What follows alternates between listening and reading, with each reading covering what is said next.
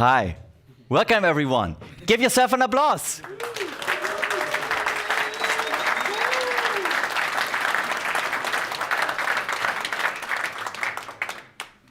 Welcome to the Last Mile Delivery Meetup.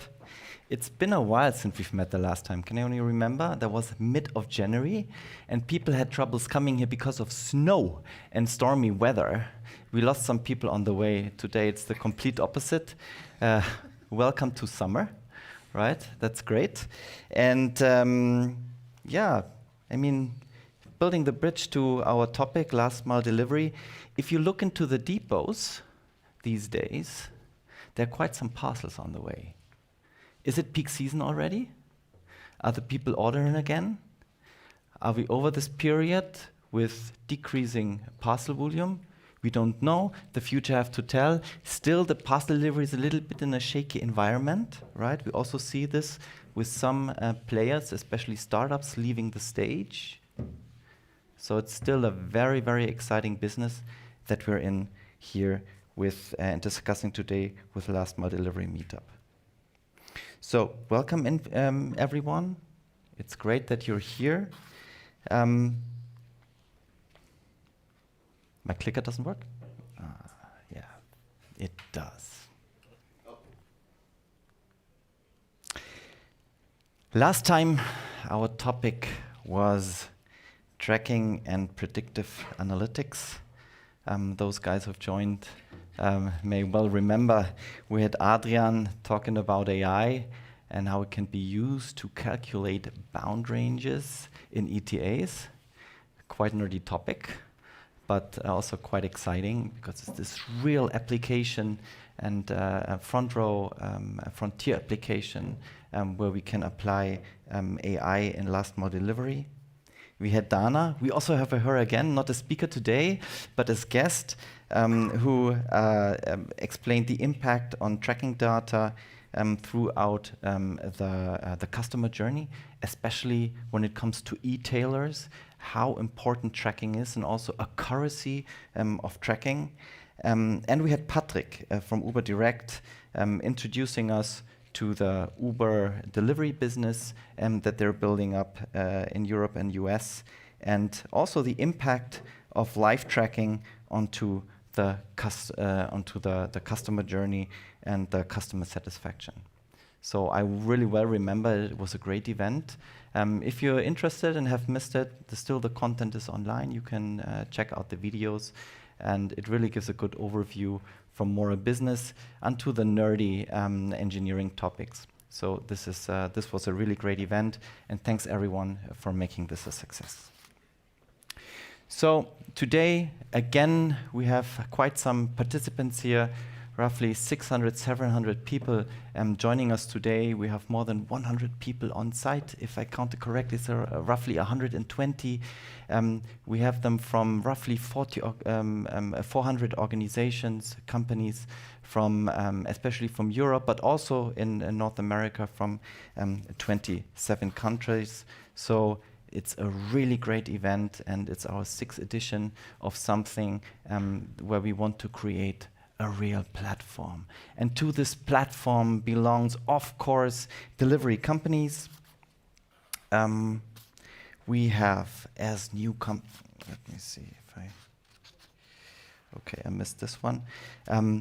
We have many delivery companies joining us today. When I remember correctly, we have new joiners, especially from La Poste. We have Dragonfly and Every being part of us now the 2nd time, and also Royal Mail joining. It's really great that we have such a variety of delivery companies here. Also the last mile startups and growth companies that we're able to welcome today. We have Versandmanufaktur as a new joiner here. We have Just Eat, more coming from the food area, like Gorillas as well, and Versenden. We have Liefergrün, not anymore on the table. As you all know, they got out of business in the beginning of this year, unfortunately. Solution providers and tech platforms like Miley, like Seven Senders, like Cardinal Circuit, they're all here and building the platform together with us. Retailers and brands, Lidl Digital with us for the first time, Hilti the third time with us, Home24, Bosch, BVB as a big brand with us. So it's really great to have also these players here building a platform. And we have actually the most new joiners from the retailers and brands. This supports really how much they are interested in last mile delivery business and confirms that the last mile is also part of their value chain somehow, right? So if the last mile delivery doesn't work, the whole user journey is broken, customer satisfaction goes down, etc. And especially welcome to our new joiners from United States. We have USPS with us for the first time, Stuvo as last meter provider with us, Better Trucks for the third time now, the Front Door Collective also for the second time. So it's a really good crowd that we're here. So again, let's establish a community, a platform, and contribute to an exchange of hands-on experience and exciting tech insights.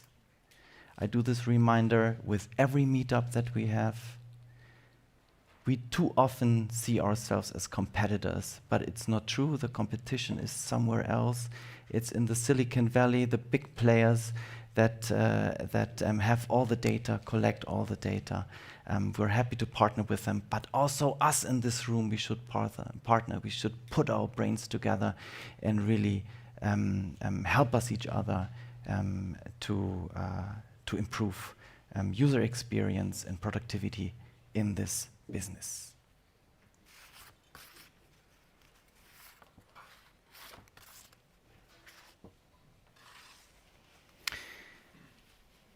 Again, it's Bettermile hosting the Last Mile Delivery Meetup, and we're really glad to have you here. Not only me, but also other team members of Bettermile that are present today. Just a reminder, who is Bettermile? Roughly 100 people building a software as a service, a platform for last mile delivery. We're roughly in business for 7 years now. We are headquartered in Berlin, but active with our customers in 13 countries. Our our software product suite consists out of Better Places, which is basically address processing and address intelligence engine that does address normalization, geocoding, etc., providing proper addresses, and everyone knows the challenge of address quality.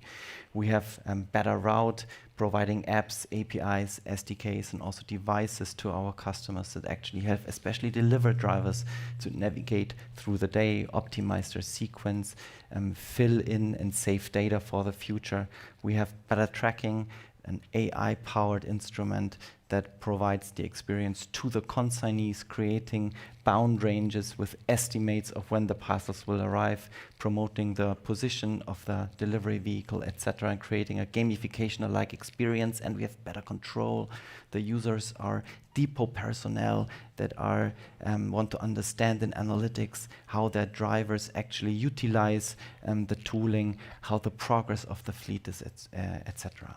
So this is what we do, and this was my marketing part for today. Today, we have as focus topic adapting to the future of parcel delivery. And that's quite an interesting one. We're trying to look ahead, not what's tomorrow, not what's concerning us in the next year, but rather what's maybe happening in 10 or 20 years with the help of technology. And I want to give you guys an intro from a digital product perspective, because that's what I do, that's what I have some know-how. And just as a starting ramp for also the other three speakers that I'll introduce you to in a bit. So when we talk about delivery, last mile delivery in the future, I mean, there's some technology already around, right? We have real-time tracking, dynamic sequencing, address intelligence. We discussed in a meetup about location accuracy, address processing and location accuracy. It is about redirecting parcel last minute. We had a dedicated meetup about this topic regarding operations and how to control the delivery fleet in a good way. And do you guys have an overview about all this technology? I often have troubles to really understand it. There's so many technology around, and it's really tricky sometimes to understand how this plays all together. And my team and me sat together and say, let's put this together in one framework. Let's bring this into a future context and really try to make this understandable. And that's what I want to introduce you today. So we asked the question, how will last mile delivery happen in 10, maybe 20 years? And what part of technology do we already have? What do we need to build to actually make this happen? And what are those iterative steps that delivery companies most probably have to take to develop their services into the future?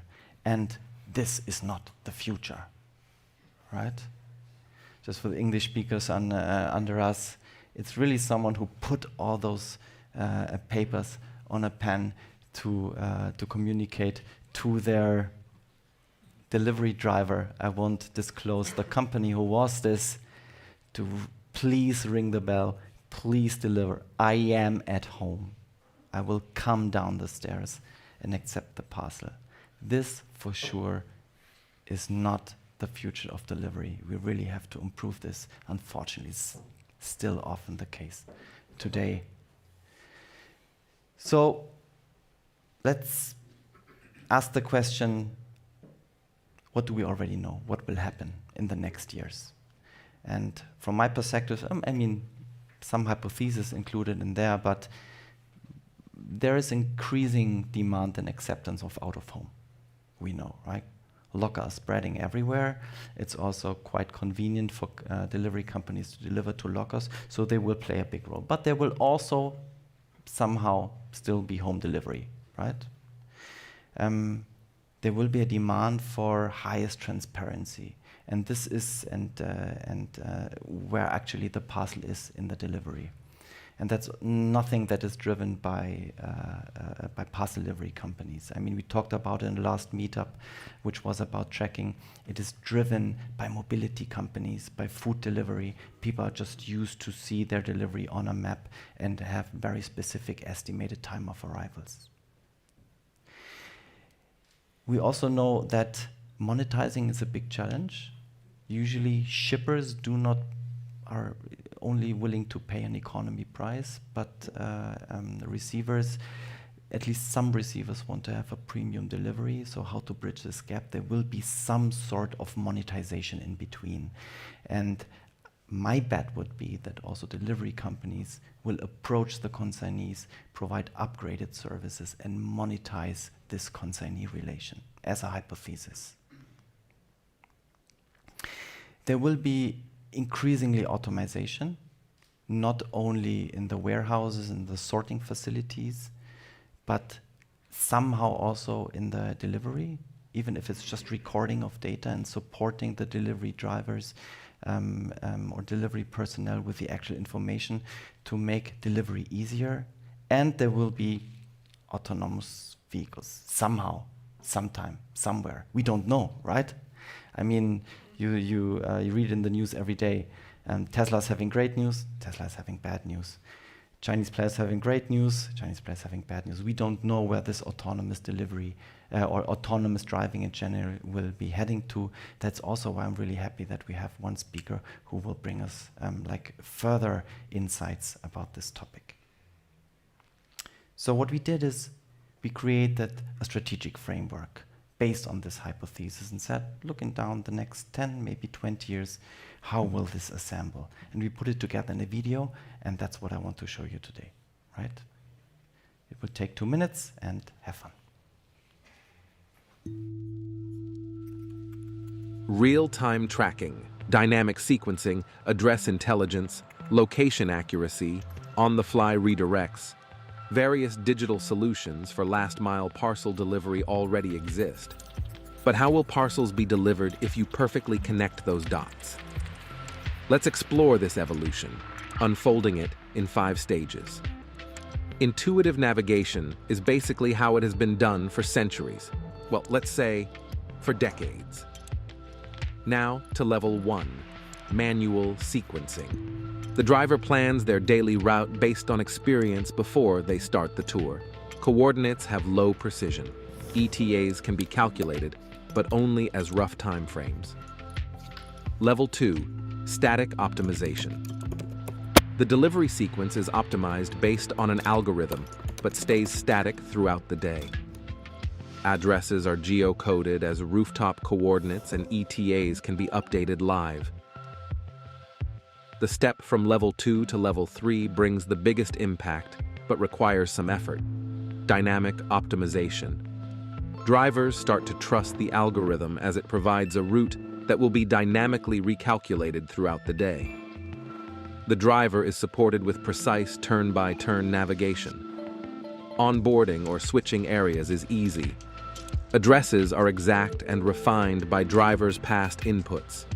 Customers are experiencing up-to-date deliveries as known from food or transportation services and can easily redirect packages throughout the delivery day.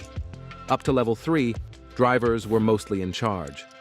Level 4 takes full claim, intelligent orchestration.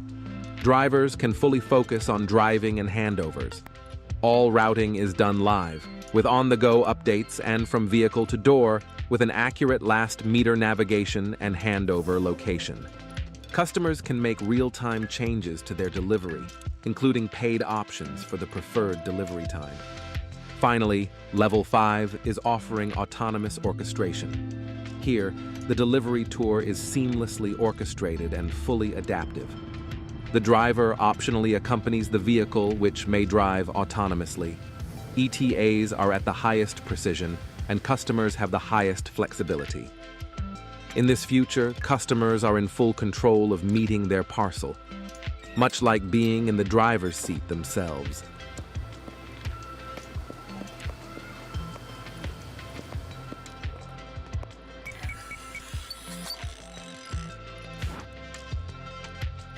So, how ready are you for the next level in delivery orchestration?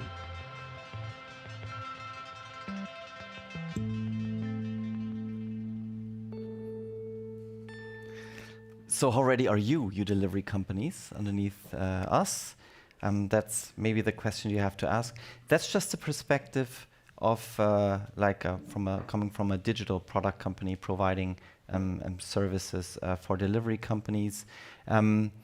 We shared this also online. If you're up to it's free for download, this framework, also dedicated material about it. You can download the video in case you want to share it and you want to work with it. This is really meant to help and support management, consulting firms, respectively, to support their plans for the future. But as said, that's only my point of view. I'm really happy to have 3 fantastic speakers for today. Our first speaker will be Ali Kamil. Ali graduated from MIT, and after graduating, he founded Wise Systems. Many of you will know Wise System as one of the pioneers in dispatching and routing technology in the United States. He joined McKinsey as associate partner last year, and he's based in Boston, Massachusetts. Today, he's connected from Dallas and couldn't make it to be here on site. You will see Ali actually on this screen here. In his speech today, he will focus on digitizing handovers, so the very last bit of the last mile. Ali, we're really happy to have you with us. Give us Ali an applause, please.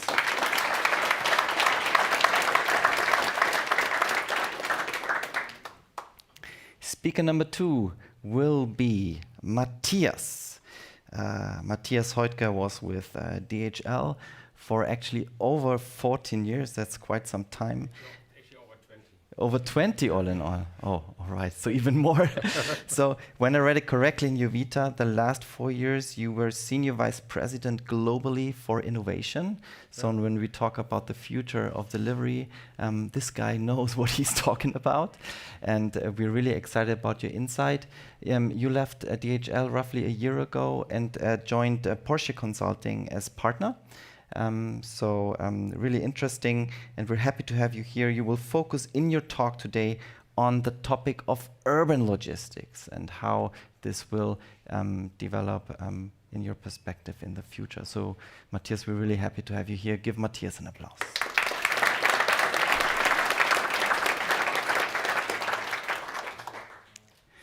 And then we have Amin with us. Amin is a true pioneer in developing technology for autonomous driving. He co-founded 3 years ago LOXO. Many of you will know LOXO as one of the pioneers in developing autonomous vehicles for middle and last mile delivery. Obviously, this will be his topic today. So my last little tiny bit in the video where you saw this autonomous delivery vehicle, of course, I will ask Amin the question, will this be the future? When will this happen? You will probably ask the same question. Please welcome Amin.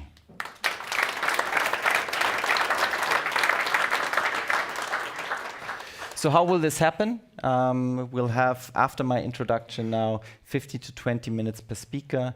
After every speaker, we'll have 5 minutes of Q&A. So if you have questions, I'll pass around the microphone here in the space. I'll also take remote questions. So if you have any questions, feel free to fill them in the field, in the chat field, in the chat form of your LinkedIn, YouTube, or wherever you are following us.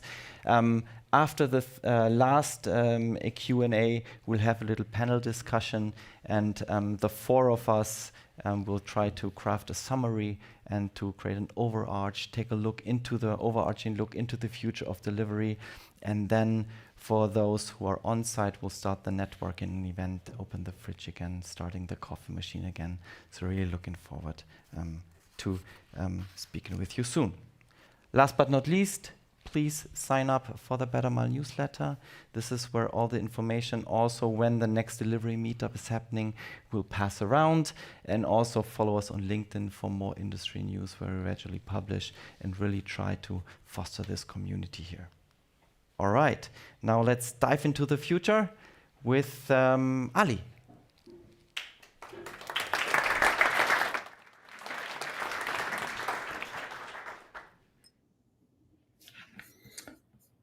Hi, everyone. Just checking everyone can hear me okay? Fantastic. Well, I apologize I couldn't be there in person today, but I am on this big screen, which looks awfully awkward from when I'm looking at it, in front of all the about 100 plus crowd. But really happy to be here. Thank you. Thank you for the invite, the Bettermile team and the meetup, and really looking forward to sharing our perspective on this. So, as Simon shared, the 5 levels of dynamic and autonomous orchestration and how the future looks like, we wanted to cover today. I wanted to cover one of the topics, which is a problem today, but we are seeing improvements and technologies that are solving that problem. So, I wanted to cover this concept of blind handoffs in logistics. And there's a term that has been thrown around, and specifically, we're going to talk about what that means, what blind handoffs are, in the 15-20 minutes of our discussion today. I'm also going to cover the waste associated with this, meaning that if there's inefficiencies that exist in this process right now, but as you work towards this dynamic and autonomous future, what does that look like, and what's the opportunity that exists for startups today and for startups in the future? So many of you thinking about startups or new ideas, still there's a lot of opportunity for innovation and building something new. in this. We also look at the current solutions in the market, how are our existing leaders and startups looking to solve this, and where does the opportunity lie, and how are companies looking to resolve this in this space as well. Um, uh, with the nature of this being, I think we'll, if you have any questions, feel free to jot them down. I'll allocate about five, like I think we'll have 5 to 10 minutes on this, the Q&A. So happy to cover any on all of these topics. Okay.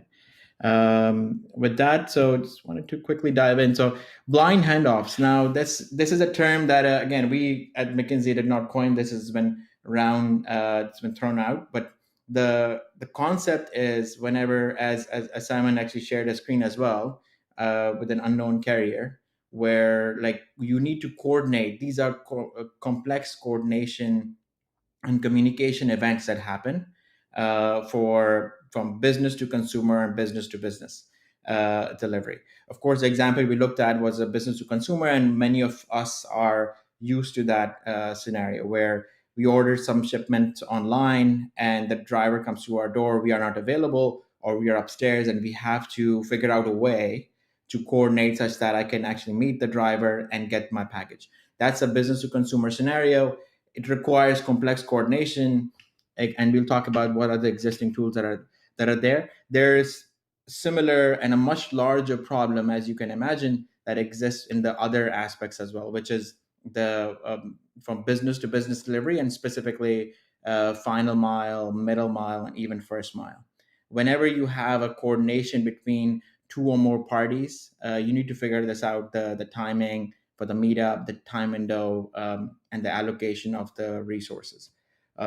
So, for our purpose of, we conducted this study research last year and published materials on this, which we can share afterwards as well. But I'm sharing some of the key findings from that. As part of that research, our focus was looking at the North America market primarily, but the lessons and implications are prevalent globally. So I understand I'm speaking to a European crowd, so I think this is, but the applications here, and I think maybe more so, having chatted with and discussed with our colleagues and clients, we see this the applications exist in Europe and globally as well. For our study, we also focused on the middle and the last mile, with the application being also applicable to first mile, but we didn't dive into the specifics of this. So what you see on the screen is these are the handoffs. So if you have a manufacturer looking at a manufacturing from raw material to producer, uh, getting to the producer distributor warehouse, there's going to be a handoff that's required. So you have the first mile, the trucks that need to be delivered to the warehouse location.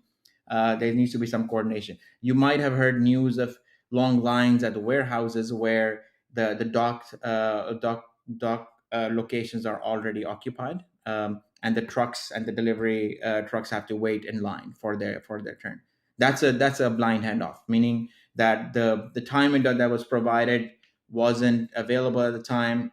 There was a delay perhaps in unloading a truck, and so if my delivery is arriving at that location, my driver has to wait because until that dock is open and I can deliver. Same lessons apply for last mile as well. If I'm a business and I'm delivering to a 7-Eleven, I'm arriving to a particular location. If the customer is not available, I have to wait. So these are some of these handoffs, and there are technologies that have emerged, and we'll talk about that as well. But that's how we describe the concept of blind handoffs in logistics. Um, and then we also then you can quantify what is the impact. This may seem like a small, perhaps a small issue, but the cost associated with it adds up. And we have seen this from a business to consumer standpoint. There are costs of communication where the driver has to coordinate with the recipient on when to arrive, and what's the time window. That's some of the technologies, as Simon covered. When you're doing this sort of planning, that's where the time window is provided so that you can coordinate with the customer. But even if you provide a time window, let's say for a 7-Eleven or a 7-Eleven example, I arrive the customer is not available, I have to wait. That's what we call dwell time, meaning that I have to wait so that until the customer is ready, I have to be able to figure out and when to meet my recipient so that I can deliver on my goods.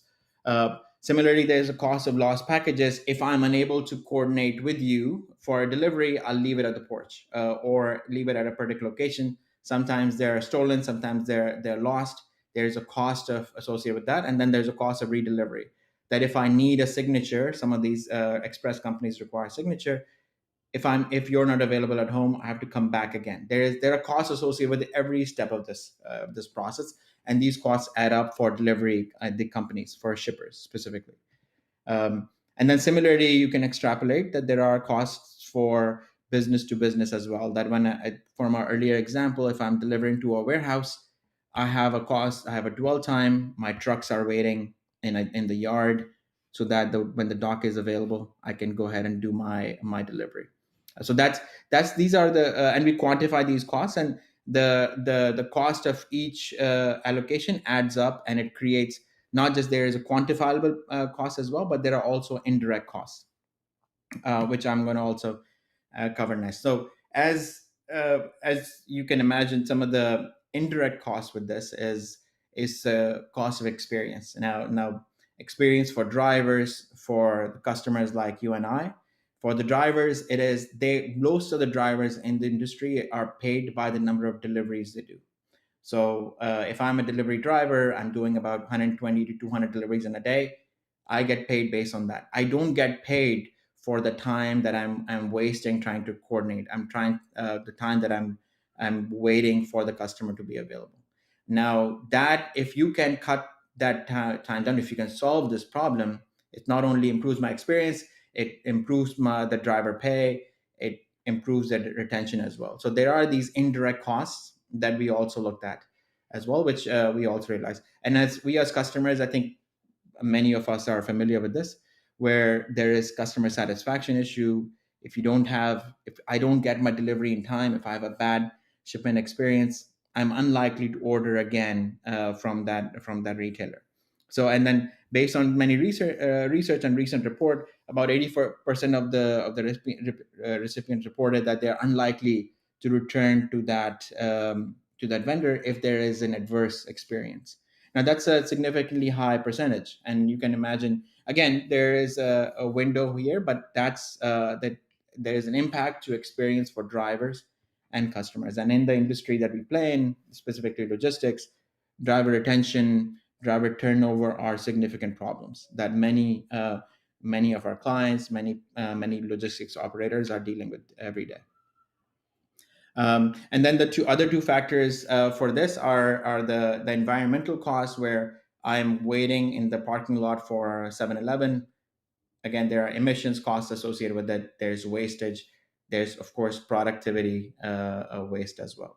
So there are direct costs and indirect costs associated with this issue of blind handoffs, and something that we think is something we take this for granted. But in the future, as Simon laid out earlier, we believe that's a problem that many companies are going to resolve, and that's something that's going to be seamless orchestration, autonomous orchestration, where you are able to dynamically connect with the delivery provider.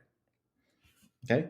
And then just quickly covering again, this is just talking about that blind handoff is part of the larger value chain in logistics. Now, I'm going to not spend too much time on this. This is more of the how different domains, from order placement to planning to orchestration to visibility to coordinating the handoff between, and then the supply chain management solution. So it sits somewhere in the middle.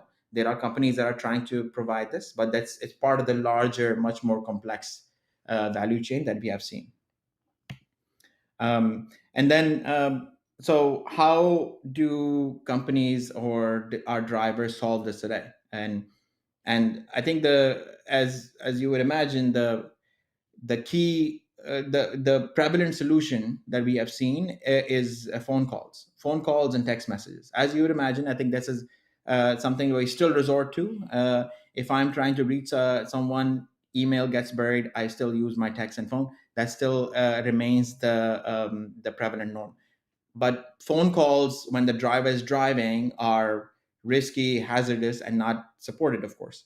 Um, and there are elements and new technologies that have emerged that are trying to automate this process, that providing predictive ETAs, like giving a view of the, and we have seen this with Uber, Lyft, and other ride hailing companies that provide a view of where the driver is when the driver is moving towards you. Similar experience are just provided by a lot of these applications and software, where they provide a view of where the driver is when they're arriving.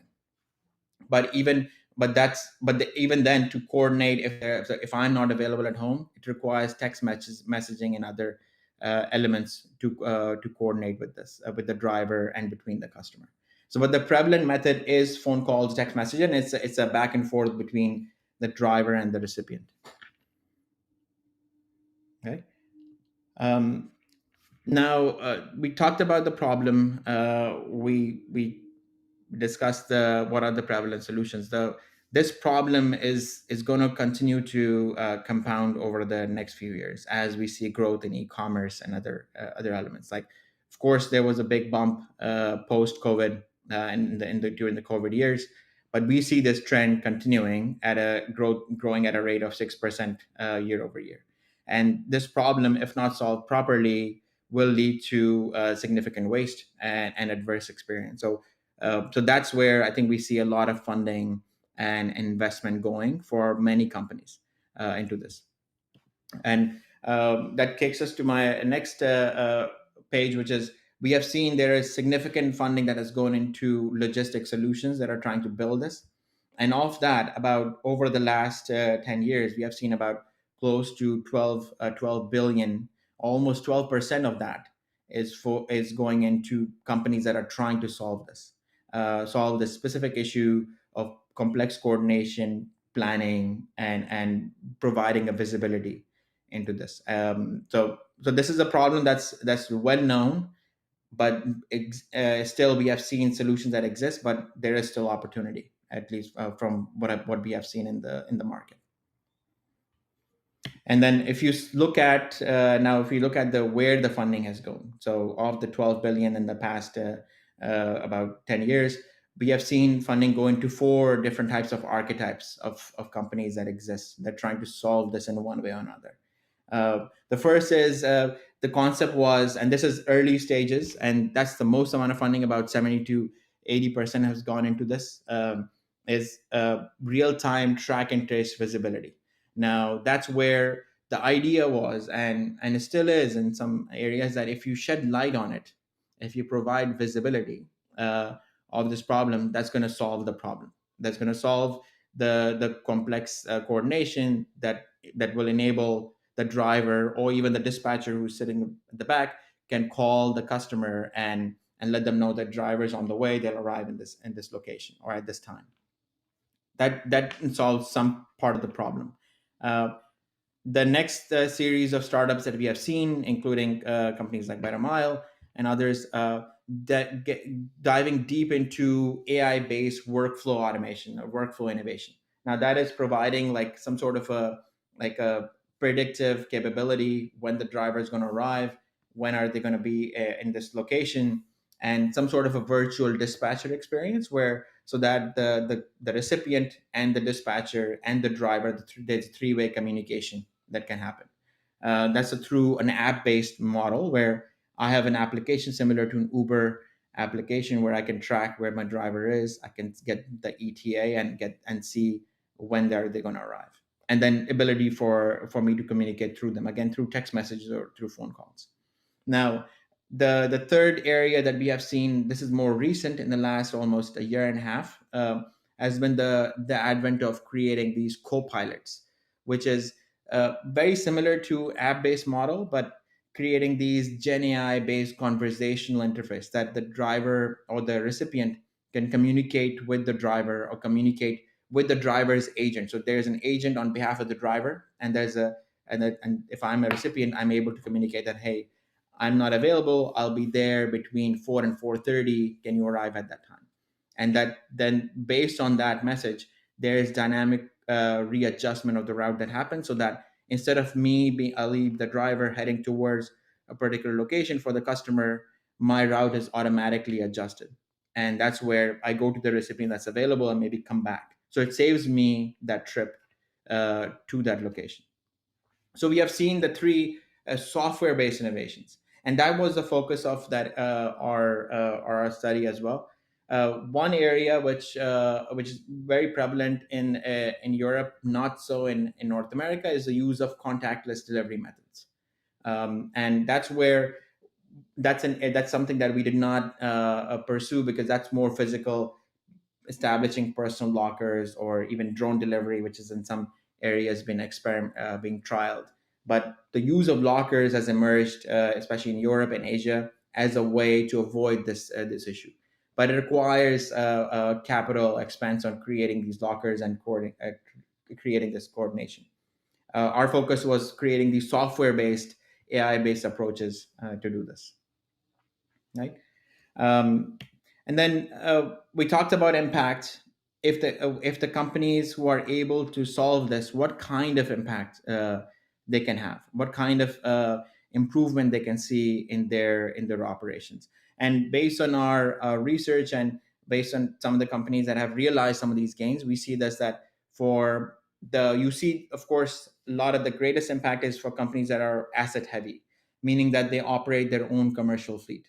Now, if you're middle mile or last mile, and maybe I'm going to cover for the last mile, for the last mile meetup, that we have seen that for companies that have employed this, they have achieved about 20-30% increase in driver productivity, about 15 to 20% improvement in driver retention, driver experience, and then increase in successful deliveries about from 2 to 5%. And that all of that combined, that has significant impact to the bottom line of the operator. That's up to 6 to 8% EBIT impact.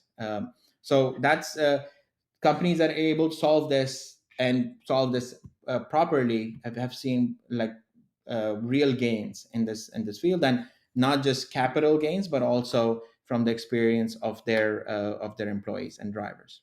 And then similarly for asset light companies, these are companies that do not have their commercial fleet but contract this out.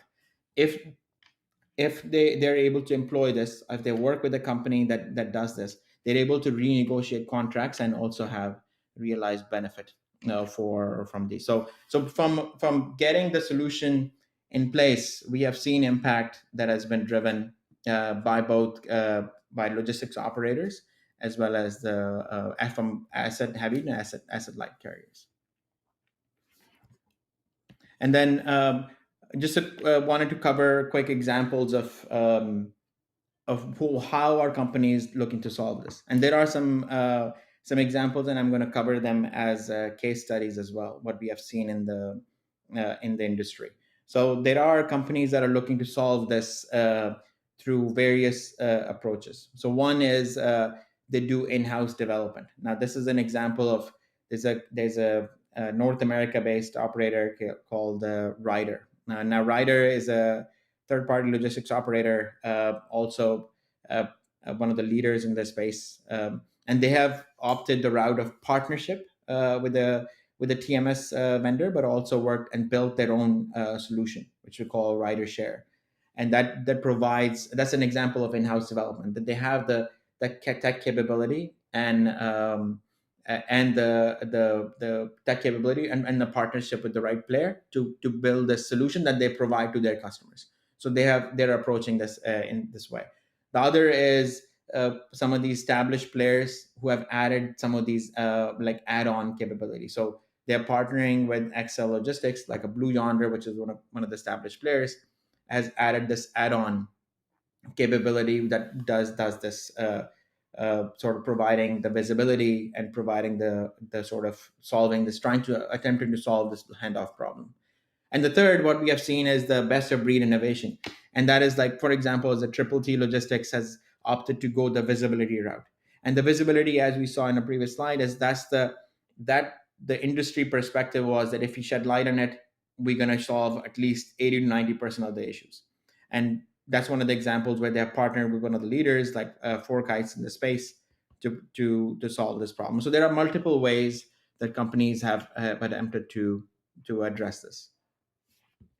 And then, but having said that, there are we believe there is about 25 billion of waste that exists in this space, and the funding that specifically that's been secured in the last few years has been about close to 8 to 12 billion on this.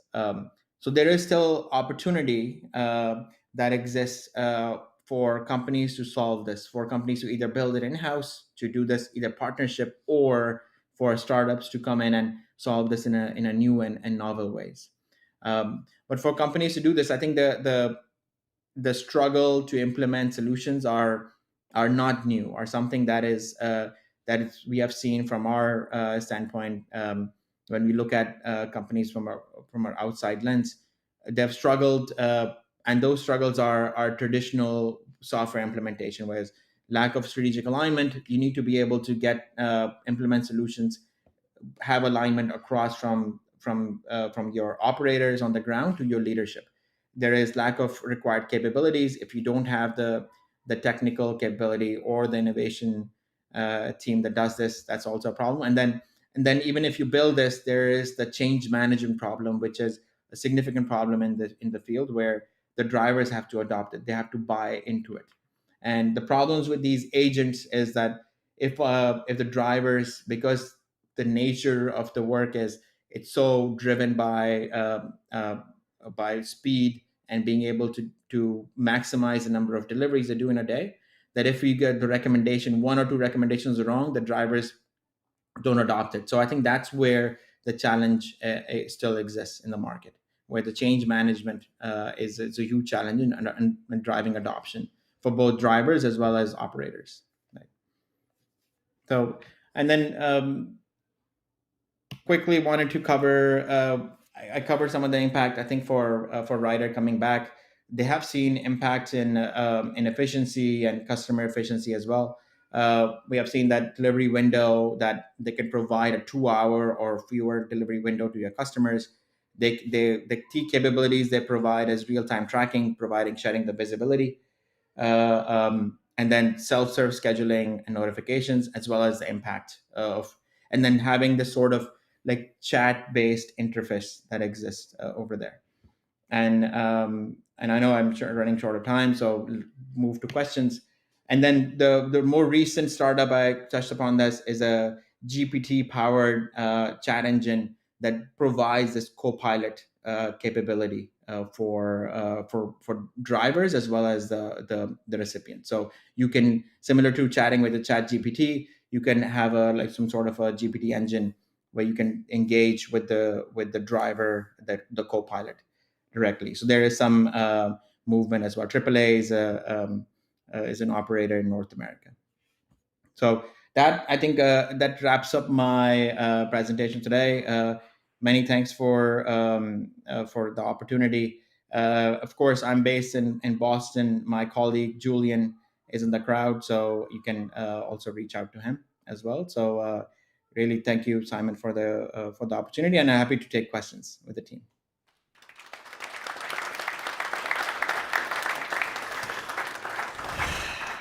Thanks, Ali. That was a great example. We all learned about blind handcuffs now and how to prevent. I'm really glad that you brought some insight into the startup scene here, like what's going on in especially in North America. So really exciting. I was laughing a little bit and looking into my teammates' eyes when you brought up in this one case study the star rating of 4.7 with real-time tracking. That's also exactly what we see at Bettermile, 4.7 out of 5 star rating. So it seems to be the industry norm of real-time tracking and consignee ratings respectively. Okay, now we come to a short Q&A. I would pick a first question from the crowd here. And before I do, you guys online, please use the chat field. I'll then see it here on my tablet and can read out the questions. Any questions here on site for Ali? Any questions? No? Online, we also don't have any questions. You guys wanted to ask something? No? Right? Oh, good. Ali, then I guess you fully answered all questions and brought a really good overview for the topic. Thanks again. Matthias, you would be next. Welcome, Matthias, on stage.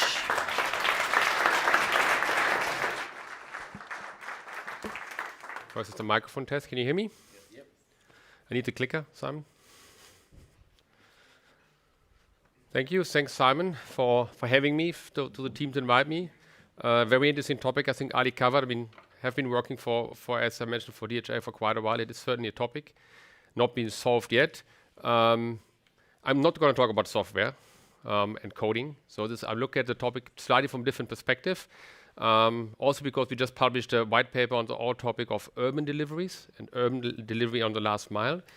And I think as important as some of the optimization is and some of the stuff you guys do as well, eventually there's still a physical transport of a parcel that has to come from A to B. So what I want to look at is actually really, we are foreseeing a significant gap in capacity, particularly hitting the cities in Germany, but also in Europe. And that's what I want to a little bit dive into and also see how can we jointly find some solutions to that upcoming challenge. So maybe just to give it a bit of perspective, we heard from Ali already, there's a lot of e-commerce is still booming. And if you just look at Germany by 2030, I mean, the current estimated number is 5.4 billion parcels per year. It's a lot of parcels, and that's just Germany. And that's actually like triple the number than 1 decade ago. So it grew a lot, and it's still growing. And I think we heard that before, and I think I would agree to that. It's maybe a little bit slowing down after COVID, but it's still growing. And just give you a perspective, and if you look at, I think globally, I think you can, depends on how you calculate the numbers, but it's a very similar development. I think from 160 billion parcels per year, 2022, it's estimated to grow close to 300 billion parcels in a few years from now. It's a very big number, very abstract. So just to look at that, so if you put all those parcels in a line, it's 2.2 million kilometers. So it's a very, and this is just Germany. It's just Germany in 1 year. So a lot of parcels that need to be transported. And that would kind of equate to 55 times around the globe. So just give you perspective how many parcels have been like delivered and put through the whole system every year. And again, this is just Germany, and you can take your own math to see how long that would be if you do it on a global scale. So if you then look at how are those parcels mainly still delivered today, there's a lot of innovation, and again, I've been working there in innovation, looking at different ways of mode, of autonomous travel, of parcel lockers, of many other modes of getting the parcels to the end consumer. Still, 95% is still delivered by delivery vans. That number is probably percentage-wise going down, but not in absolute terms yet, right? So it's more like covering some of that with alternative modes. So it's a lot of vans running around, particularly in cities and also in rural areas.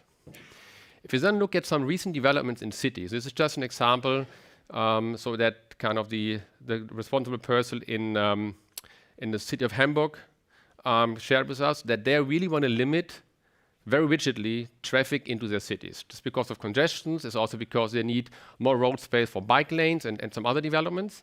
So they really want to limit the amount of parcels delivered by light commercial vehicles, so vans and the like, to 45%. So if you compare that with the 95% before, there's huge development that we need to find alternative modes to get those parcels to the end consumers. Again, this is not just Hamburg. This is also, if you look at just a few examples, we have more in the white paper as well that we published. So Barcelona, they're doing like nighttime trials. So really see, can we maybe take the traffic off the daytime into the night times to kind of balance off the traffic. Similar developments in Zurich. And I think, Amin, we just talked about like Bern as well. I think you're going to share a little bit of that. They're really doing like trying to figure out how can we maybe do like multi-stage hubs, like outside the cities, multi-distribution hubs, and then micro hubs to really find different ways to get that parcel into the cities, creating less traffic. Paris, they have this very nice idea of this 15-minute city. I'm not sure if you have heard about that. So they really want to make sure that everything within your community you can reach by foot or by bike in 15 minutes. So very localized business again, which again, with like restrictions in traffic, restrictions in speed limits, will put more pressure on how do we deliver those parcels to the cities. So why do I say that? If you compare those two developments, we're clearly running into what I would call a capacity dilemma, right? So this year or last year, it's pretty balanced. So we had a certain volume, we had a certain capacity, mostly by van and a few other modes. If you now look in 2030, and like we are kind of following those numbers, the parcel volume is increasing in cities as well, and the van capacity is decreasing. So it's a very easy math. There's a lag there and a gap, and we really need to figure out how do we address the dilemma of increasing parcel volumes and decreasing capacity. So, and that's why I want to look a little bit into with you together what can be done there. So, and there are two ways really. One thing is modes. So what are other ways to really physically transport and get the package there? The second thing, obviously, is we talked about it a lot. I will only cover it briefly. How can we maybe do some digital solutions to help and make that process more efficient and utilize the assets we have better than we do today? So if you look at some of these, I think many are familiar. I've worked on many of these and piloted them. Some are more mature than others. I'm still surprised. There's still a lot of talk about drones. It's very fascinating. I believe it will remain a niche application and a nice niche application. There was some, I think, just a new announcement recently, I think, from Wings and Dorsup in the US to try to do some food deliveries. So I think there will be a place for like urgent shipment, food deliveries, but it won't help us to really close that gap in a significant way. If you look on the pickup solutions, I think parcel lockers and also like Pudo Station, I think you all know those. Those are, I think, very promising. And they are developing, they're already in place. But we still have to see how much capacity can they really cover from like what vans would cover. I think, Amin, you will talk a little bit later about like autonomous driving. That will also help to some extent to really address also some driver shortages and some other resource constraints. But again, there's a lot of development here, but I think it's nothing yet so revolutionary that it will really significantly replace van capacity. And just have a look at that. So the three most common ones. So we have parcel lockers, we have vans, and we have cargo bikes. And you can always argue into the numbers. I think they're directionally okay. Parcel lockers are a very cost-efficient solution. I mean, you have an initial investment, but then typically, because you don't have second attempts for delivery, a few other advantages, they're a very efficient way of doing it. Might not be the first choice of customers. So I think if you look at different studies, different countries, still 60 to 80% of consumers prefer doorstep deliveries. Varies by country, and also probably by age, but still different generation. But I think generally that's kind of the range we are talking about. So parcel lockers and food are good alternative, and I think that it's growing. The acceptance is growing, but they still don't have that same perceived service quality like a doorstep delivery. Cargo bikes, I think, are very interesting. As of today, they're in most areas still a bit more expensive. I think I just read a study, I think, done in London, that they're actually in some areas that are so congested that you can't really get through with your van. There, actually, you can deliver more parcels per hour with a cargo bike than you can do with a van. So again, but it will complement it because the parcels very large, you can't do it. But I think those two are probably the most promising ones. A lot of development here, and they're already being rolled out. But if you look at, so that's kind of on the physical side. If you look on, and that's I want to cover briefly. I mean, you guys work a lot on like the digital solutions, really looking into how can we better utilize those vans, right? So whatever you can achieve in terms of efficiencies, utilization of the vans, route optimization does help, of course, because you need less capacity to deliver more parcels, right? So that's kind of make the whole system more efficient. So I think, so continue working on that. I think it's important, but it's complementing, I think, the hardware side of the game. So if we now look again, what I said earlier, so we have that dilemma here, and if you now look at just some ideas, and again, the numbers vary a little bit what I said on the application. You need definitely more cargo bikes to replace one van. Just the capacity is not the same, right? And more importantly, you need more drivers, which is a big constraint in many countries these days. You need more cars, so more vehicles. You need more drivers, and you typically also have to invest in some micro hub structure because otherwise you can't really refill the bikes. Parcel lockers very similar. Again, they are more cost efficient. But you need space, there's initial investment. And also if you look at the average parcel locker, they have less compartments typically than you would fit in a van. And they last longer in one parcel locker than typically more than 1 day. So you have kind of, again, capacity constraints. You need more of the same type of investment and hardware, so to say, and assets. And also if you look at, I think, just take DHL as an example because I know the numbers better. I think they now have 15,000 parcel lockers as of last year in Germany, which is doubling the number in the last few years. It still only makes maybe 12% of the total delivery volume. So it's a huge investment, a lot of parcel lockers. So if you really want to replace 20, 30%, that's a lot of parcel lockers we have to install across the countries. So that's why we kind of assume that there still will be a gap of around 30% by 2030 if the cities really are serious about restricting traffic and we see the continuous growth of the volumes. So what does it mean now? So before I go into some ideas, let's just put a little perspective on, I think we heard it earlier already, how important the last mile is also for the overall e-commerce value chain. First thing is cost. It is a significant portion of the overall cost of the value chain. Again, it typically is more than 50% of the cost per parcel sit on the last mile. On emissions, the same. I think this is something that's going to change, maybe not in percentage-wise, but in absolute terms, the more we electrify the vans and the last mile activities, I think the absolute number will go down. Percentage, probably not, but again, it's not a significant issue anymore, I think, in a few years. The big topic for me is also the experience and the impact on the overall customer excitement or customer experience, not just for the pure delivery, but also for the shopping experience. And that for me, when I just want to briefly introduce this, what we call the delivery triangle. So you really have a very interesting relationship here. If you think about it from a carrier perspective, like the DHL or GLS, you really don't have a relationship with the end consumer.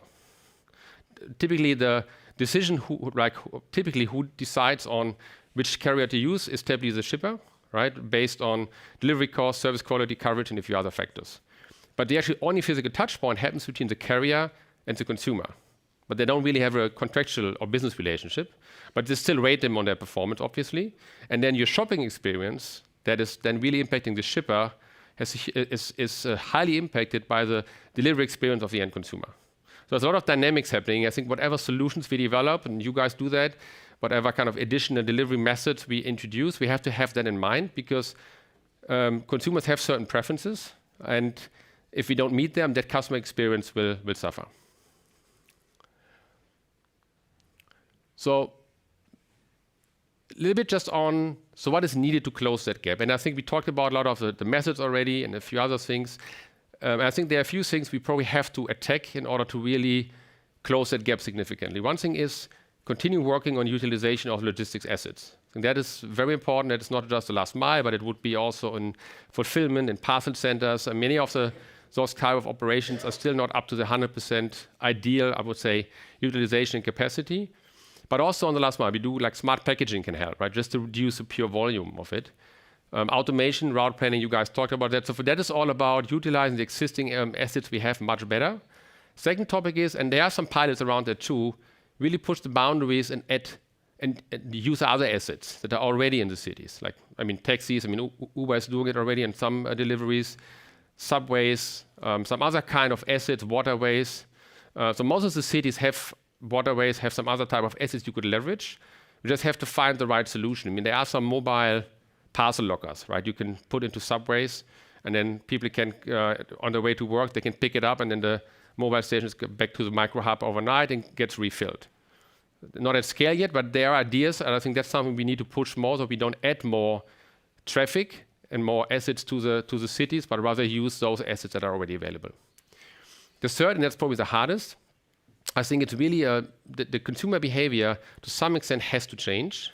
I hate to say it because we can't force, and we are consumers, so we don't like that.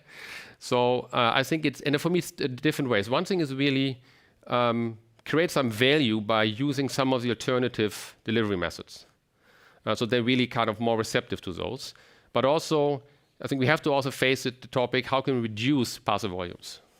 I mean, there are things idea like, for example, virtual wardrobes or other things to really reduce returns. I know, as a delivery company, you don't want to really reduce volumes, right? You want to rather increase them, obviously.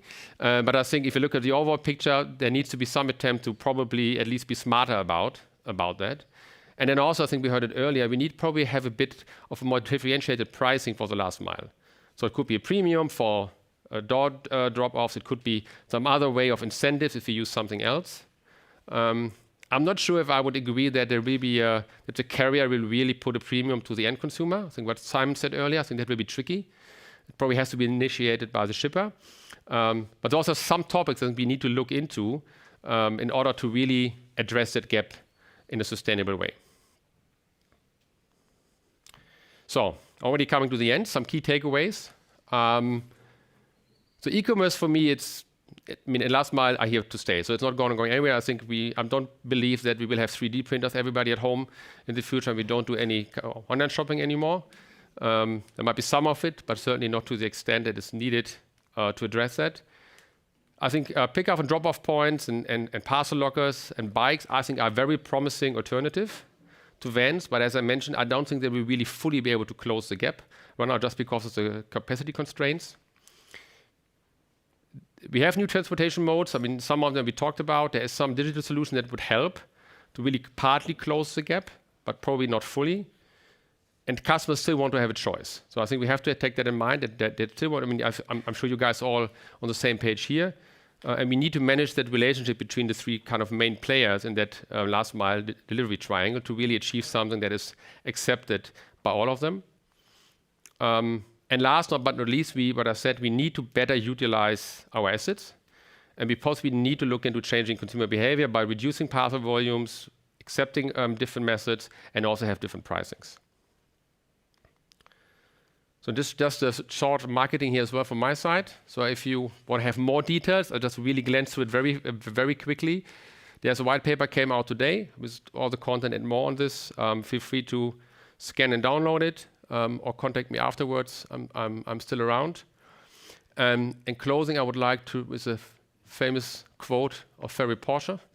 So in the beginning, I looked around and could not quite find the car I dreamed of, so I decided to build it myself. And that for me should be the spirit that I want to leave you guys with, to really build some new solutions that would help to close the gap. Thank you very much. Thanks, Matthias. Thanks, Matthias. That was really exciting. Any questions here from on-site?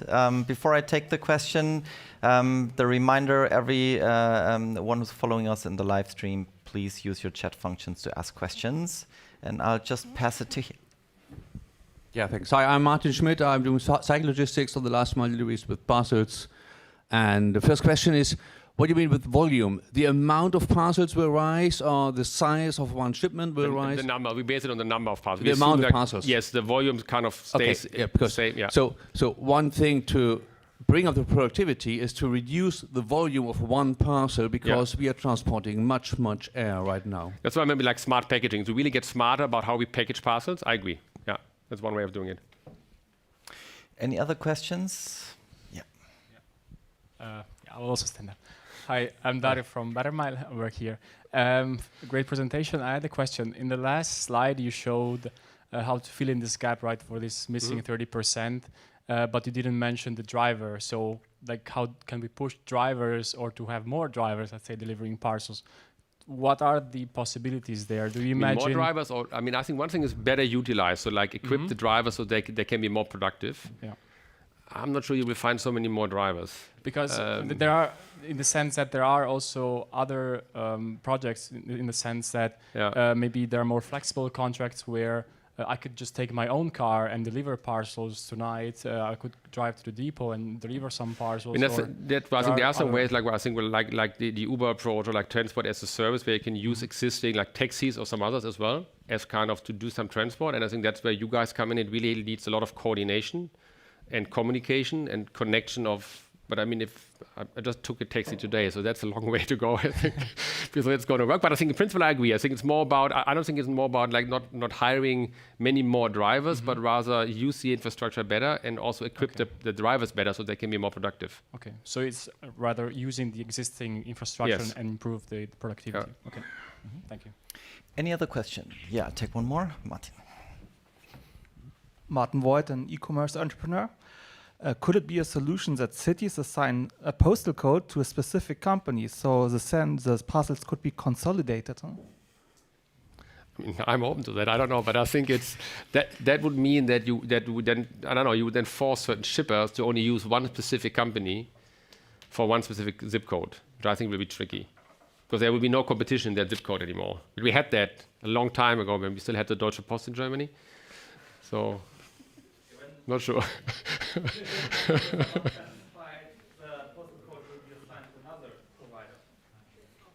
I think it might be probably.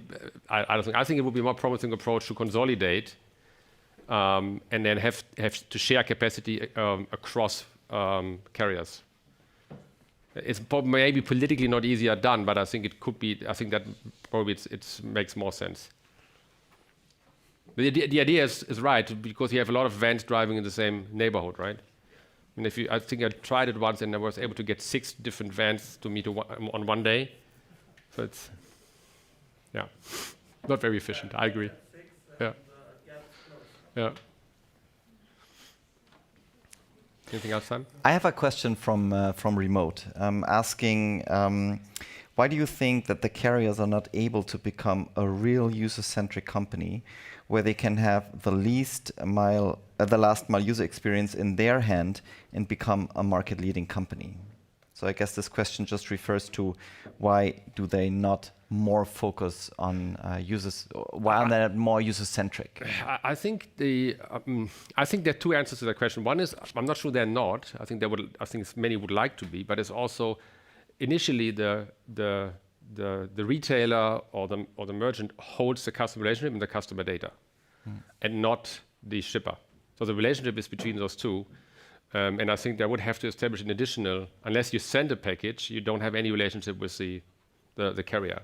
So they would have to find some additional value that is worth creating another kind of relationship. Yeah. And also the usage of the data is actually very limited. So you can only use it in that very specific case. So I think the retailers wouldn't like that idea. That's one part. I think they want to keep the customer relationship, they want to keep the data of those customers. Plus you really have to create some kind of additional value as a carrier in order to kind of justify to do that. I think they're trying to be customer-centric with the delivery service itself, because it's kind of indirect, right? Because if they have a better service and a better rating, then the shippers are more likely to use them than somebody else. Absolutely. Thanks everyone for the questions. I would say we go to the next speaker. Thanks. Amin, we are really glad to have you here. Thank you. Perfect. Hello, everyone. Thanks to Bettermile team for inviting me and having me here. It's a pleasure to meet some new people here. Today, I will talk about the future, on the tech side of the future, autonomous driving. My talk is quite complementary to what has been presented by other speakers. So Ali presented very well the focus on the middle mile. How big is this market? How important is this sector of the market? And then we also learned about the new and alternative solution to the conventional delivery vans, and autonomous delivery is one alternative that I will focus on today.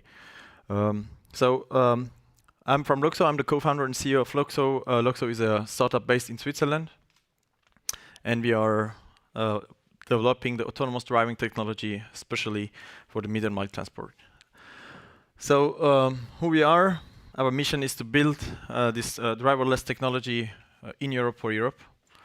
And we are 3 co-founders, started the company after some years of research in 2021. And we are already on the road. So I'm not talking too much about the future, but also about what is happening today now on the public roads. And this is a bit of the marketing for me. We have a solution which is called LOXO Digital Driver. So beforehand, you ask what are the alternatives? Can we find more drivers? We strongly believe yes, but the digital version of it. So this is what we are doing. Let's start with explaining how we position ourselves and how the autonomous driving technology market is getting a shape. So we see a lot of what I would call the moonshot technologies trying to solve the hardest engineering challenge nowadays, to bring robot taxis on the public streets. I think from the software complexity, this is the hardest challenge to solve. So therefore we said, and it's the same with the B2C. Why I'm saying this is the hardest challenge to solve? Because if you want to develop a technology that goes everywhere, on every single street, in different cities, different countries, this will take really a lot of time. So, but we want to see an impact on our customer already now. So therefore we have decided to focus on whatever we call the fixed routes application. In the slide that Ali has presented, you have seen the links between the different warehouses, between different hubs. So they are representing the fixed routes. And why we are focusing on that? Because the AI can learn from repetitive tasks much faster. And therefore we can really bring something to the market now. So this is our positioning today, and I think this is a solvable problem within a very, very reasonable time frame with all the technology that we have from the AI perspective. So where do we focus? I mean, we are focusing on the you have heard the word of micro hubs in previous presentations. So we focus on the hub to micro hubs deliveries, also hub to hub. You have a lot of B2B industrial. You have plenty of hub to hub examples on the market, and you have also hub to shops. So you need to fulfill the shops because we are still not placing all the grocery purchasing online, but we are also going to the shops. So we have to fulfill them, especially in the very crowded cities. This is, I don't need to introduce to you the market because this has been well covered by the previous presentation. So this is a growing market, and the issue is that we don't have enough driver. So, you have seen in the Matthias presentation, the pressure on the cost side is a lot. We are talking about 1-2 euros, and this is close to nothing. And this is already a lot. And the companies are pushed to reduce this pricing, while they have already the problem of finding enough drivers.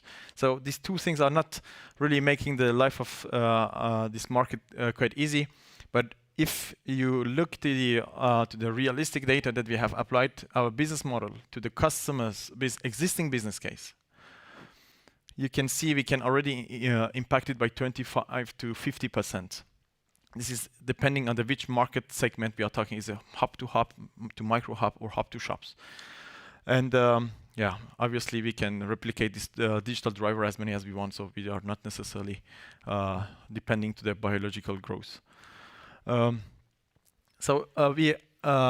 Last year we have put a vehicle, I mean, first of all, let's make it clear, we are not a car manufacturer, we are building the technology of autonomous driving. So here, what you see here is our prototype cars that we have put on the public road in Switzerland last year for the biggest grocery company. It's called Migros in Switzerland. And they have been using that still in the hub-to-hub, not B2C delivery. So we were delivering from one Migros shop to a big campus. So here I would like to first of all invite you to watch these videos. If you can quickly play the videos.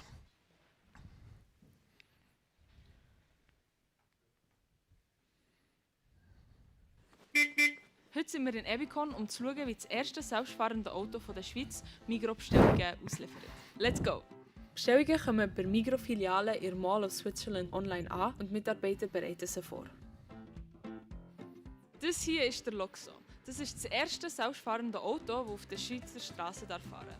Während dem Pilotversuch können nur die Mitarbeiter der Firma Schindler Bestellungen machen.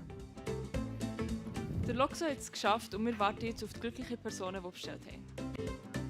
Wenn der Test gut verläuft, kannst du vielleicht auch nächstes Mal beim LOXO bestellen. So first of all, it makes me happy. I see the Berliner, they love Swiss accents. So yeah, as I told you, I come from Switzerland, so I brought you a bit of the Swiss accent in German.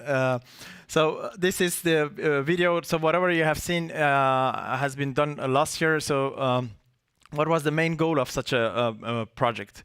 To demonstrate if this technology is able to drive on the public road. And part of that is also linked to the regulation that I will cover in the coming slides. So you have seen it is possible to have driverless technology on the public road. And I think if we focus on the middle mile with the fixed routes, then we can easily scale it up. So from the business perspective, there is always one question. Is it, can we have what we call level 5 of automation? So as you have seen in the introduction, we have 5 levels of fleet orchestration.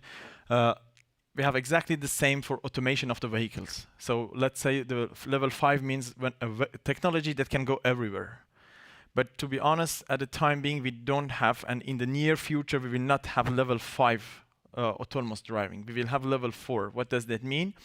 It means that there is a technology that most of the time, majority of the time, it drives itself. Nevertheless, we need something that we call human on the loop. Not in the loop, but on the loop. It means that the moment that the car doesn't feel safe, it can request a human driver to support the car for decision making. So then from the business perspective, the main question is, if you have a remote driver, how many cars that remote driver can handle at one time? Because if you have a 1-to-2 relation or 1-to-1 relation, there is no business case, obviously.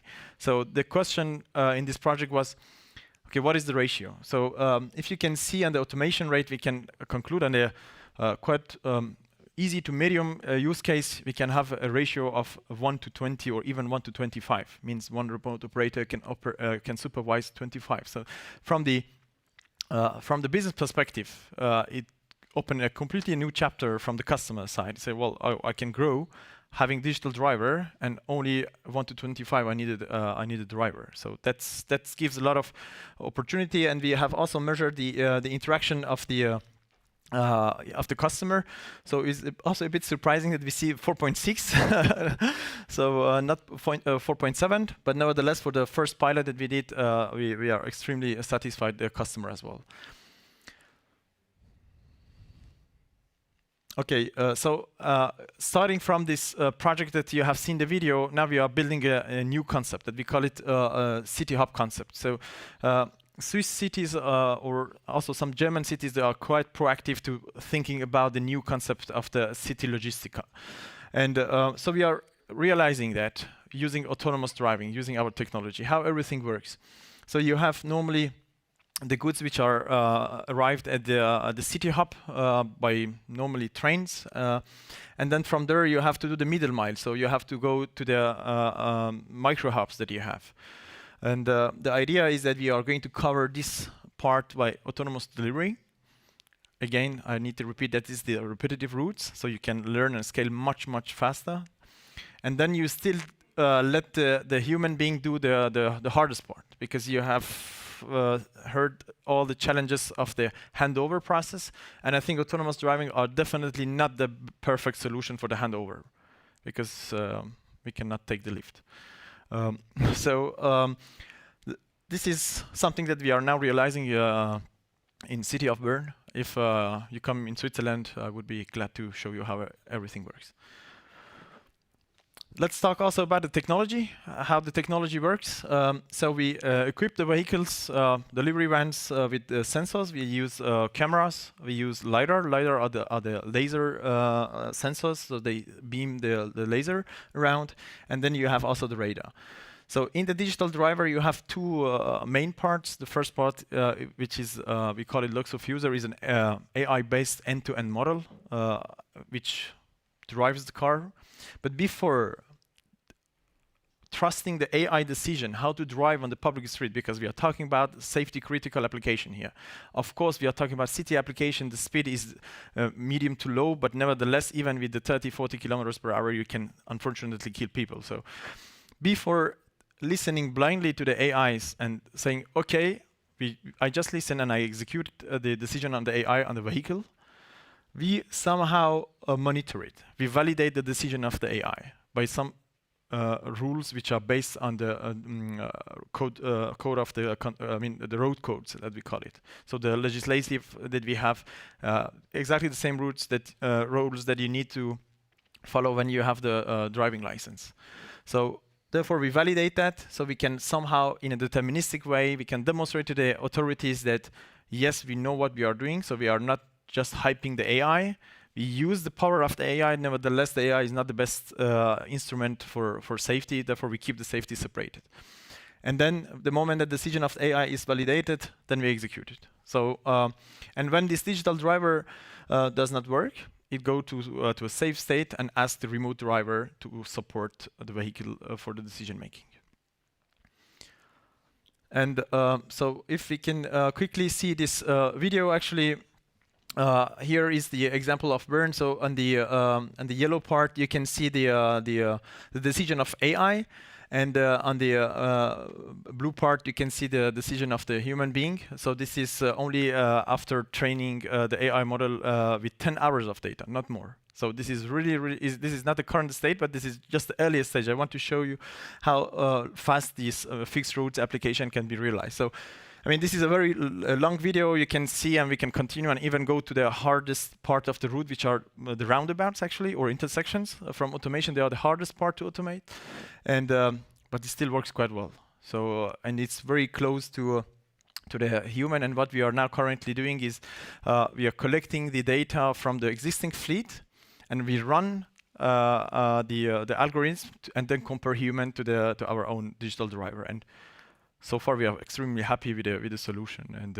that's why we strongly believe that we can reach this middle mile automation now.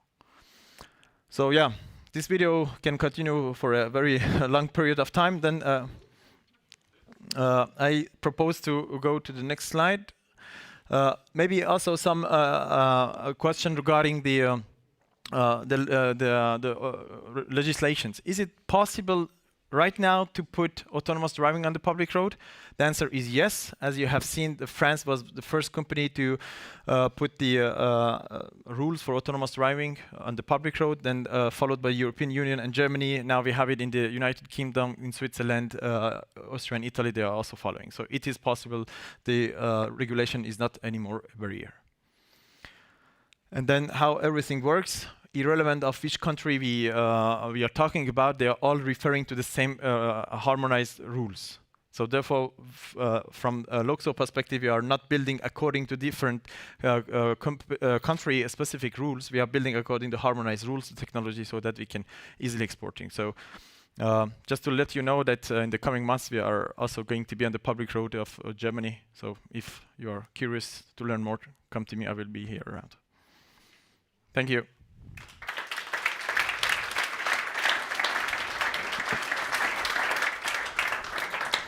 Thanks, Amin.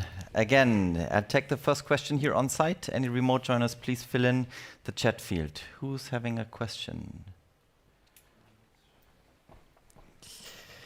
Florian. Hi, Florian from GLS.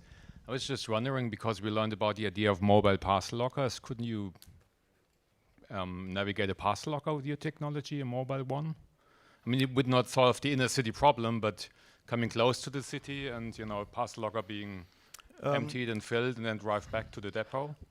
From technology, it's definitely possible, but from the business case, if you have your autonomous vehicle with very expensive sensor and computers and it has to wait for hours and hours without using it, I'm not sure if the business case looks great. But if in the future it is possible by some mechanical mechanism to bring the locker somewhere, drop it, and then go to the next point, that could be a solution, yes. Like a trailer. Exactly. Thanks. Any other questions here from on site? Just a question. Well, it's from GLS over dark. What about the costs for doing a delivery with a mobile autonomous? What are the costs? Well, if you think about the size of the vehicle, the amount of parcels to go on there versus the way it is today and what the customers are paying for, how do you think that will be in the future? Well, if we apply our business model on it, this is depending on the use case. We can improve it by 25 to 50%. This is really depending on the use case. But I mean, in the range of 20 to 30% is really realistic. Yeah, Stefano. Hello, Stefano from GLS Studio. So, yeah, really interesting. I wonder, what is your criteria for the scope of this project? Like, what is a micro hub? What do you need? If I have a big shop, can I use it? And I have 100 parcels a day, you know, what's the scope? Yeah, a very good question, actually. That was also a main question because we are doing that with the city of Bern, which is the capital of Switzerland, and they were asking the same question. So do you want to build the physical hubs? Oh, no. For us, in this project that we do, the micro hubs are just big parking places. You know, in Europe, we have the yellow parking places across the city, which are dedicated for the delivery vans. And now we are working with the cities that we can book them in advance. So not that we are surprised we go there and we don't have the possibility. So we just need a bit more space. So we select the parking yellow parking slots which are a bit bigger. Therefore, we can transfer the boxes from LOXO vehicles to the last mile delivery vehicles. So no additional cost on the infrastructure. I would take one more question here from on-site. Any question? Nope. All right. Then bear with me for a second. Matthias, please come up. We'll just grab our chairs here. If we can connect Ali, that would be great, and can continue with our little closing round here. Yeah, heavy. Solid. Like this. Hi, Ali. You're back. Great to have you here. Yeah. All right, guys. First of all, thank you. First of all, applause for our speakers here.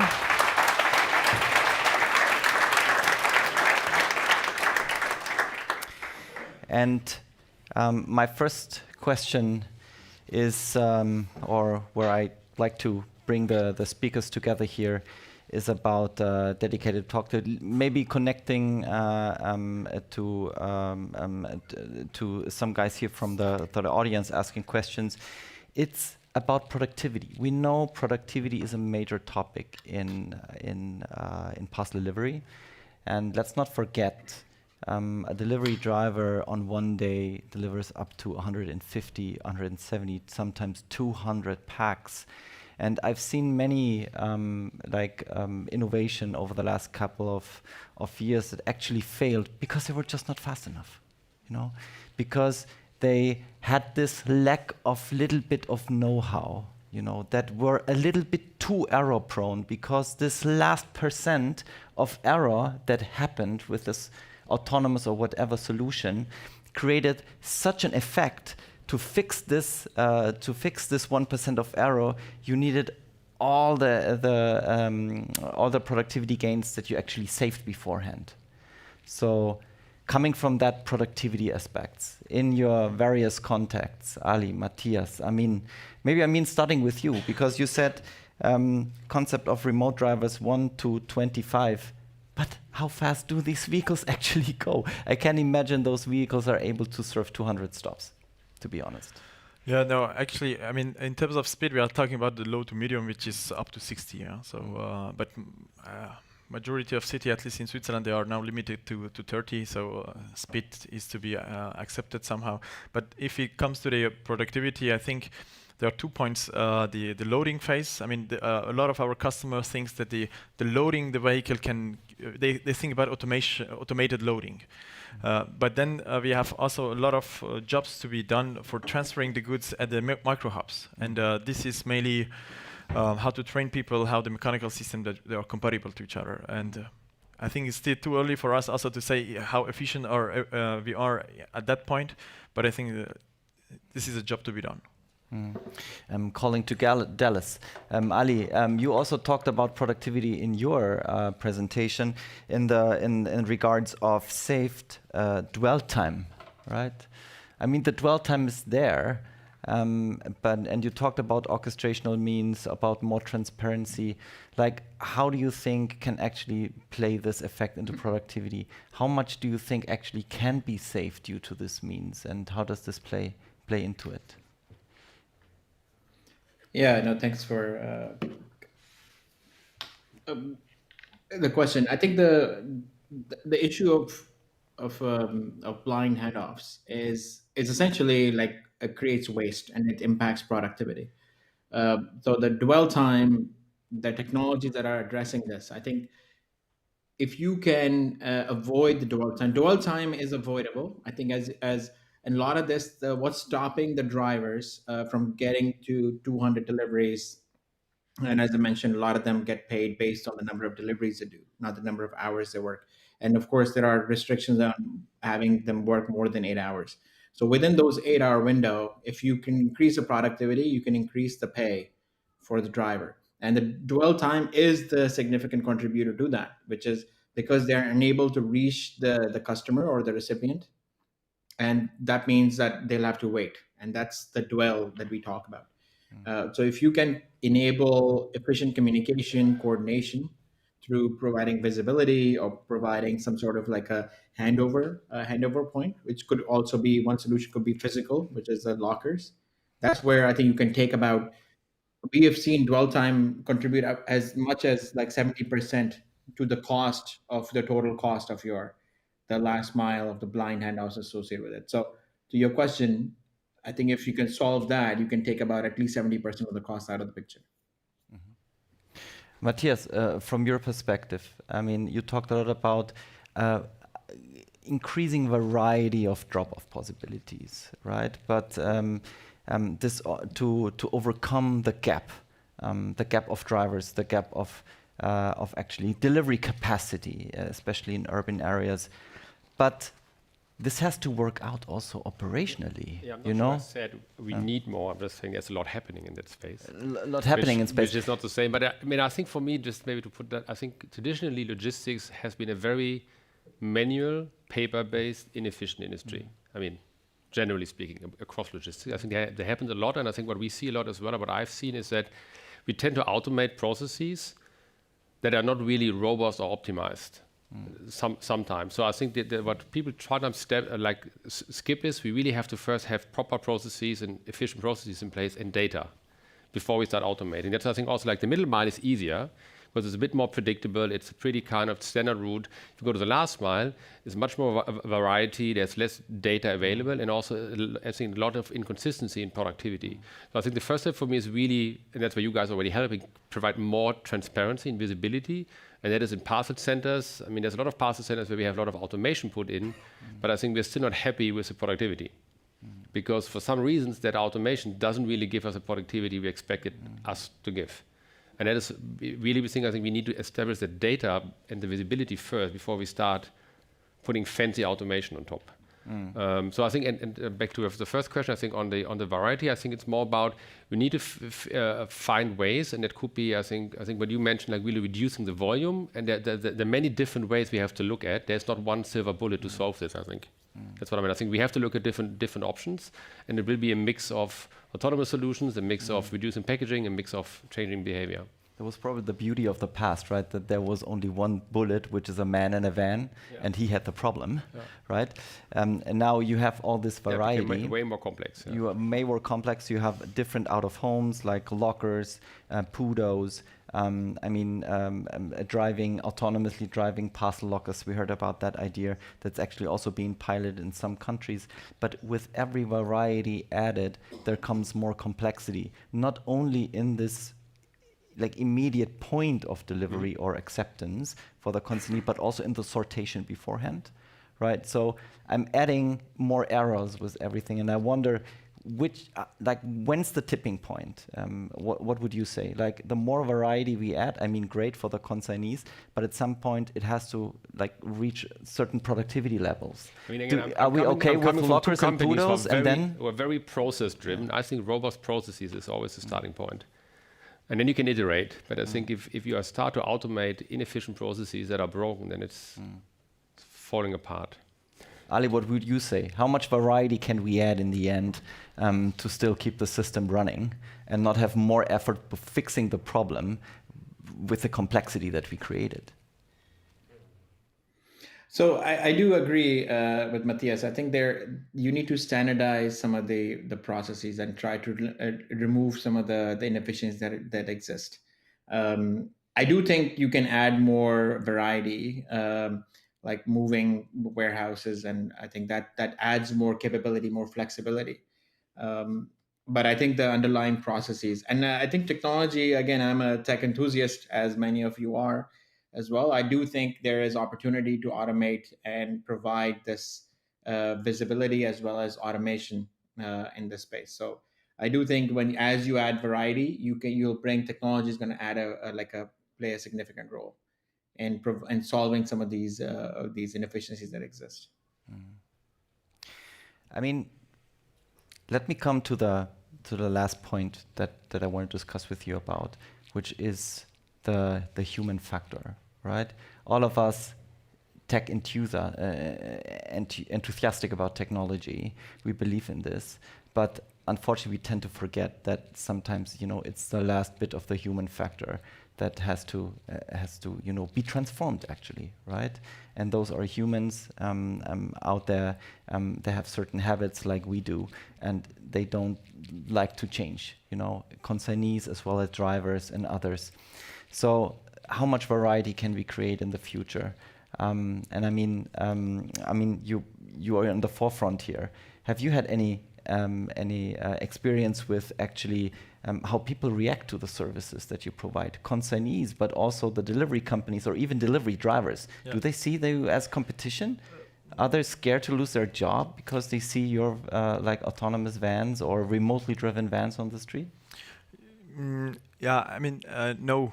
They don't think that we are going to replace them, because if we look, I'm now focusing on the driver. If we look, what is the job of driver for middle mile delivery between micro hub and the city hub? He or she needs to drive 15 times a day, same route, 255 days a year. This is a bit boring. So they would love to change their job, to become a teleoperator or remote driver. This is more digital. They can see more variety of the cities. So a lot of customers and drivers, they see also this automation part as a challenge to give the boring job to the robot. But nevertheless, I agree that we need still human, probably mainly for the last miles, because we need this human touch, and humans are very, very flexible and efficient. I mean, Matthias, you brought it up as one factor and one risk factor, if I remember correctly, this transformational effort, actually implementing technology and bringing people on board to actually use it, to utilize it, to apply it. What's your view on this? How much of impact is this human factor? I think it's an important factor, but I don't think it's a roadblock. It just has to be managed properly. It's a lot about communication. I mean, when I was still at DHL, we introduced a lot of new technology and kind of operations. The first reaction is kind of, what does it actually mean? But I think you really have to make people understand that it's actually, particularly if you're in a growing business with volumes growing, typically it's not about replacing jobs. It's more about you're just shifting roles, right? And that's kind of, and you're upgrading roles to some extent. But that's how you make people view it as well. So there's a lot of change, and I think what I was referring to is more also on the consumer side. I think if you have all those variety of choices, I think where people like you guys come into place, you have to still make it a very easy experience from a customer perspective. So they should not be burdened by those different methods and modes and everything else, but they just want to have a choice and have a preference. Then the system has to be orchestrated as well. And that's why I think technology is so important. The more choices you have, the harder it becomes, or the more important it becomes to technology to help orchestrate it. I came across one pretty tough blocker once, and especially in Eastern European countries, the actual tipping in cash of drivers is quite common. And this is quite a blocker for digital technology, because this is income for delivery drivers untaxed, right? So it's cash money. Can you tip robots? That's the question. Yeah, and I mean, and this is, we also had the example, I think Ali, you brought it up with the phone calls, right? I mean, a driver is happy to accept a phone call if he gets a couple of euros as tip, right? And if he only looks into a digital tool, he may not give this tip, and the driver may lose part of their income, right? So this is where it really, sometimes the improvement of technology is kind of contradiction to the human factor that we have in delivery, right? I mean, Ali, have you come, the US is a little bit different, right? Because you tend to have a Porsche delivery, so delivery drivers basically drop the parcel on the porch without collecting a signature. Do you have the same kind of blockers implementing technology, digital technology, like tipping or something else? So a great point. I think there are a couple of things I want to come to. So this varies depending on the type of industry you're operating. So if you're a courier operator, couriers, when they're doing e-commerce delivery, that's where generally, again, North America focused, they drop it off on the porch, and they leave, and the handoff is minimal, where they don't have to meet the recipient. So at that point, the tipping does not exist. But when you go to other industries, such as like the food delivery, when you're delivering to restaurants or to businesses, or grocery delivery, when you're delivering to households and you need to have that handoff, that's where tipping does exist. There are applications, and even grocery, when you place an order, when I place my order through online grocery, there's an option to tip or tip on when the driver arrives. So that has been built. But the other factor, coming to the question of the human factor, which I think is going to remain, because from a business to business standpoint, your drivers are the face of the franchise, face of the company, and they're not just to do the delivery. It's to essentially a sales role as well, where they're building the relationship with the storefront, with a small storefront or the operator, and identifying, just getting the intel on the ground, what products are selling well, what we are seeing, what are some trends, and reporting back. That's some of the leading brands are capitalizing on. They're investing in the drivers who can engage with the customers and build that customer. So your driver experience drives your customer experience. So we see this, even with the as Amin was talking about earlier, like even if you have the autonomous delivery vehicles, you will have the human on the loop function, which will engage and build upon these experiences. So I'm optimistic about the future on that. I mean, generally, it's an optimistic view to not lose the human factor, right? We don't want to be replaced at all, but we want to keep it nice, neat, have a great user experience, a great variety. I want to thank you, speakers, to bring your individual view onto the future of last mile delivery. That was great and insightful. I want to thank you guys for joining this event today, and I wish you a great networking event. Please give the speakers applause. Give yourself an applause. Thanks for being here.